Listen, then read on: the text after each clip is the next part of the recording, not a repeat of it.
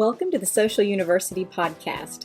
We are so glad you're joining us today because we want to help business owners, entrepreneurs, and people just like you who want to build their business online. Listen, if we can do it, you can do it. So let's go. Good morning. I'm Karen Taradas with Social U. It is time for What's Up Wednesday, where we come to you live every Wednesday at 10 a.m. Central to talk about social media and digital marketing tips, tricks, and trends. All this month, we're talking about things we love. And now that I've said that out loud, I can't remember what we talked about last week. Last week was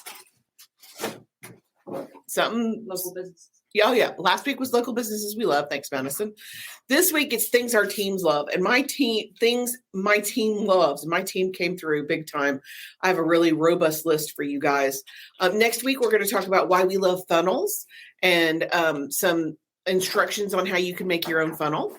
And last week of the month, the 22nd, we're going to talk about websites to love, elements your website needs so that you will love it and it converts to sales. So let's talk today about things that the team loves. And I hope you guys are ready for some, settle down, Rowdy.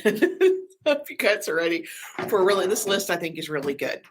Okay. In no particular order, actually they are in the order that they were, they're in the order of the staff's first name alphabetically, which is a weird way but that's how I did it. So they're kind of randomly in order. Number one, TikTok. Am I partial? Yes, I am. It is also one of my absolute favorite apps. I use it for work. I use it for recipes. I use it for fun. I use it for work. I mean, I can't even begin to tell you. It's got our largest audience. It's the most fun to me. If I'm going to doom scroll, I'm hitting TikTok for sure. Number two, Patreon. Patreon, if you don't know what it is a membership platform that makes it easy for creators to get paid. How does that work? Well, you can gatekeep where you have gated information and they pay a monthly fee. We have a membership program, but we are struggling with our membership program to monitor payment because the way it's set up, like so many other creators, it's a Facebook page, but you can't tell, is this person paid? Is this person not paid? Patreon takes all the guesswork out of that. And of course, I got this idea from one of my favorite podcasts, the Popcast, because they have a best friends of the show that they run through Patreon. I pay several different creators on Patreon because I feel like if the content is solid and I love what they're doing, I have no problem paying $3 a month to hear a free podcast. You know, kudos. The information's killer. I'm here for it. So, we have just launched our Patreon.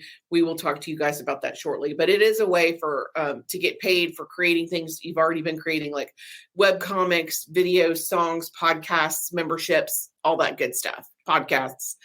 Number three is Toggl. There's a free version. It goes up to $10 a month. It is an organization app to track and manage how you spend your time. There is a Chrome extension for Toggl that adds a timer to any web tool, helping you track how much time you spend on each application, which works for us because I have to know for invoicing for clients, but it can work for a small business owner. You may not realize you're spending 3 hours a day on Facebook. It's very telling. Almost like your screen time on your phone where you're like, there's no way. And then you look at the breakdown, you're like, yeah, that sounds right. It helps you prioritize your day. It offers advanced features such as idle detection that helps you monitor the time when you're most productive and the time that you're not. Number four, Blue Snowball Mic. If you're going to record, if you're not using something like StreamYard or Zoom and you're going to record a podcast or you're going to record audio, Blue Snowball Mic is a great mic. Of course, it's not $1,000. Yes, there's better equipment, but I'm partial to it because it's the biggest bang for your buck. It's about $50 and it's very, which makes it super affordable, and it also makes it accessible, but it's still a good quality product. And again, this list is not limited to apps. These are things that everybody loves. They're very different. But let's keep going. Number five, MacBook and iPhone. My entire team at some point will swap over from a PC to a MacBook or from their whatever crappy phone they had to an iPhone because it makes a world of difference. The picture quality is different. The video quality is better. It's easier. airdropping on each other in the office, airdropping from your phone to your laptop. It just makes your life easier. Being able to click on a link from a text, easier. It just so much easier. Everybody's resistant at first, hesitant at first. They all come around. So our entire team, and there's no pressure. You can have whatever you want. But I can tell you for a fact that when we get video and pictures from clients, if it's not an iPhone, 9 times out of 10, it's so granulated or pixelated, we can't use it. So the quality is there on an iPhone. Number 6, Crunchyroll. It's an app, free. It's a streaming service. It goes from free to $9 a month. And of course, it streams anime. If you're a dork, you already know about Crunchyroll. I'm on the dork list. Of course, we have this. Of course, Becky, this is one of her. You can tell Becky's list is anime. Crunchyroll, 100%. Number 7, Grammarly. There's a free version. I use the free version. Some of our folks use the $12 a month version. It supports streamlined and effective writing.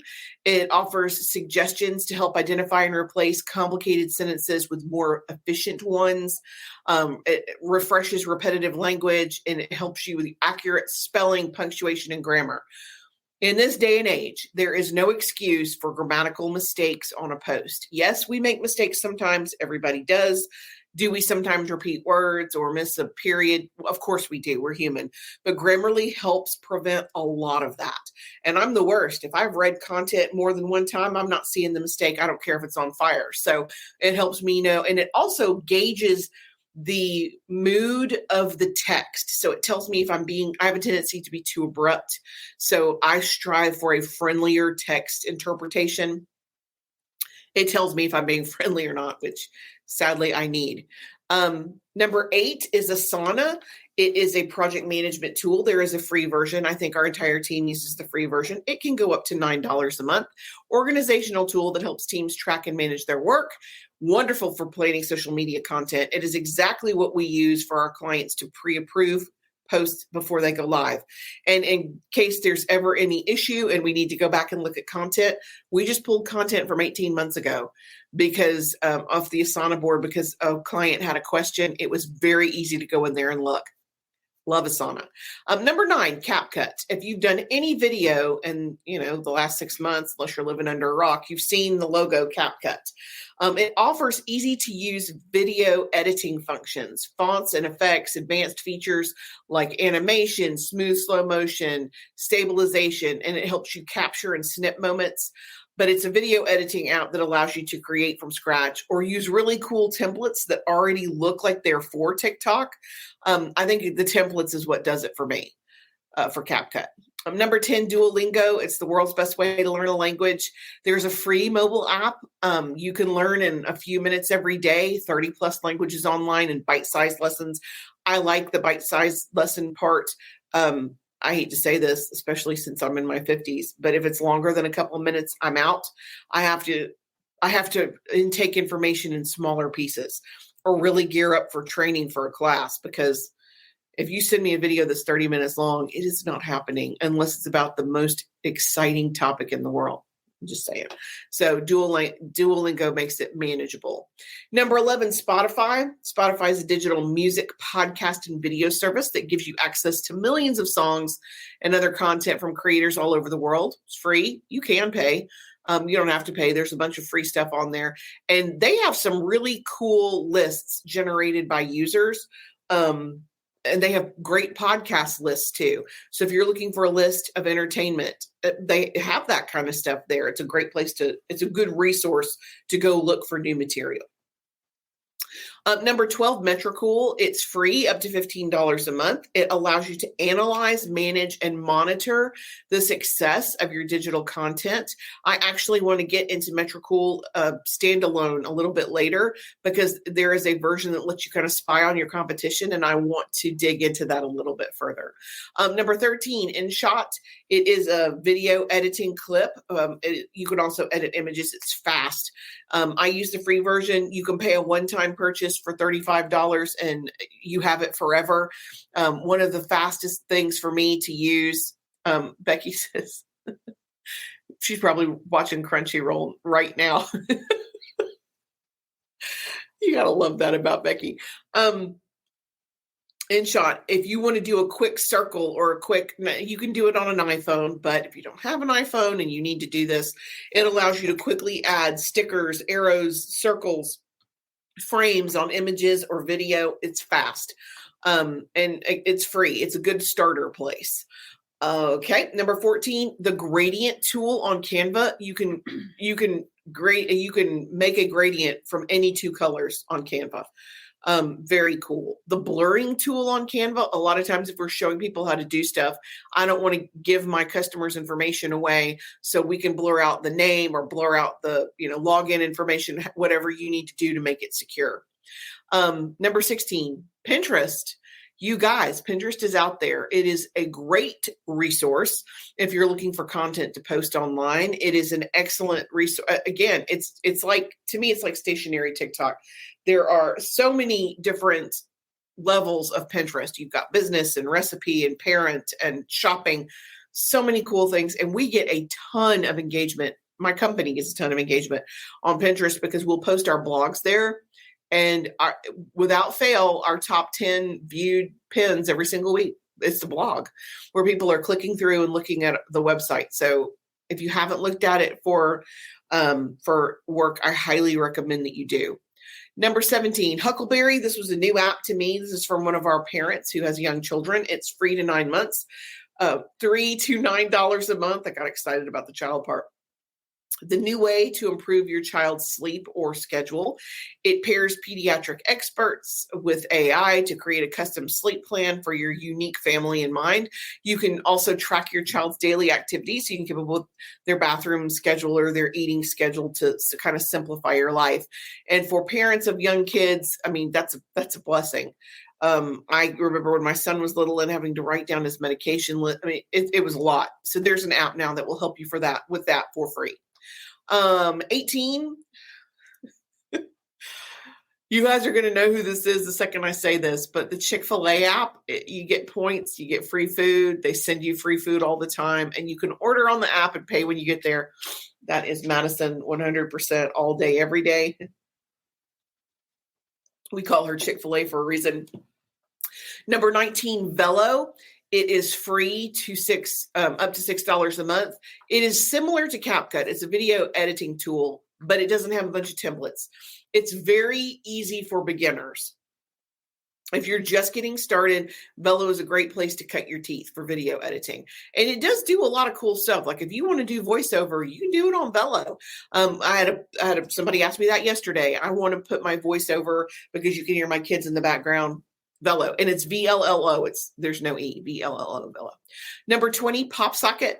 I actually do have wrist and hand pain because I'm on my phone so much. PopSocket can help prevent a lot of that. Number 21, HootSuite. Hey, Madison, will you hand me the? HootSuite is a scheduling tool. It is one of my favorites. It is one of the few tools that you can use on multiple platforms. Like just for example, Planoly is only for Instagram, but HootSuite you can use you can use it for Facebook, but Creator Studio is better. But you can use it for LinkedIn. You can use it for Twitter. You can use it for Facebook. You can use it for multiple platforms. Also, it has pretty robust analytics. But one of my favorite things about HootSuite is the dashboard. You can create a custom dashboard where it shows you in Twitter in particular. Not my favorite platform, so I don't want to spend a lot of time there. So I can generate a dashboard for myself that shows my tweets, my retweets, my comments, direct messages, mentions, and it's all on one screen so I can take it all in at one time. HootSuite also allows you to automatically search for tweets that include your keywords that are relative to your company. And then it tells you the best time to retweet those. And you just have to go through and check them off to be retweeted. Killer. Love it. If you guys have not checked out HootSuite, I highly recommend you do. There's a free version. It can get crazy expensive if you're an agency, but for most people, the free version's great, and you can do up to 3 platforms, which is plenty for most business owners. Number 22, a good content calendar, which we happen to have. We will include the URL in the comments of this video. You can just go log in and get our free content calendar. It's not going to be free for long. So if that's something you're interested in, you can go ahead and download. It gives you a 2-week rotation for your social media. It is made to be customized. So it is a suggestion. It's a template for you to go in there and make it your own, to personalize it so it works for you. And 23, as much as I hate to say this out loud, a paper planner. It's still beneficial no matter how digital we get. I still use a notebook. Laura still uses a paper planner. I think it can still be very helpful. There's just no substitute for writing your list on the daily and being able to readily see it at your fingertips. And I mean, considering what we do and we're super, super digital. Yeah, there's the link for the content calendar. If you guys have any questions, please let me know. That's it for us today. We will be back again next week. Same bat time, same bat channel. Next week, we are going to talk about why we love funnels. If you're not familiar with a sales funnel, it is a very simple process that's made for you to capture emails so you can send out emails to a list. Most people, as you guys know, don't buy the first time they encounter you. So you have to stay kind of in their line of vision so they remember you and they're ready to make a purchase. And we're going to talk about how that works, why that works, and how you can make it work for you next week. If you have any questions, please feel free to leave a comment. We do monitor the comments pretty consistently. And if there's anything you guys need, I'm Karen Taradas. And until next week, I'm here to help. Thanks. Thanks for joining us for the Social University podcast. We hope you enjoyed it. Be sure to follow us on all of our social media at Stay Social U. That's the letter U. And we will talk to you next week. Remember, you've got this.